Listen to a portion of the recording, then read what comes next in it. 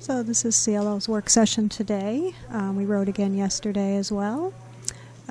What I've done with him is we had turnout both days, and then I've done some lunging with him with side reins to get him to not dive against the bit, because that's one of his anxiety triggers, is he dives against the bit, which is rather hard on my shoulders.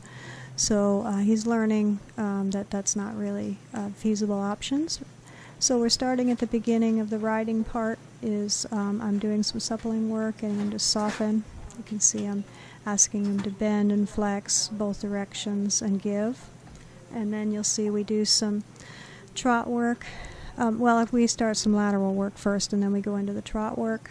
So a lot of walk work, a lot of flexing, a lot of lateral work. We do some shoulder in, we do some leg yields, and then we come back and we start doing our trot work.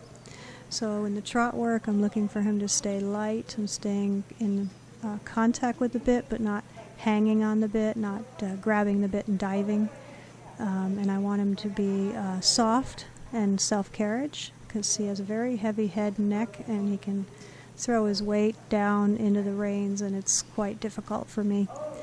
So here you can see he's in self-carriage. You can see he's staying quite light. A very easy contact on the bit. So once I'm comfortable that he's in self-carriage, then I'm going to go ahead and start the trot work. Then we do the trot, and then we did the canter work as well.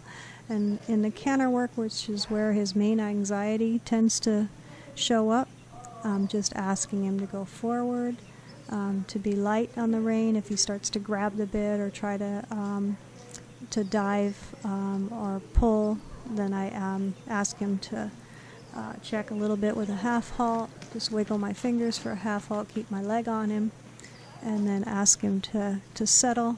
And then when he's settled, then I come back to trot.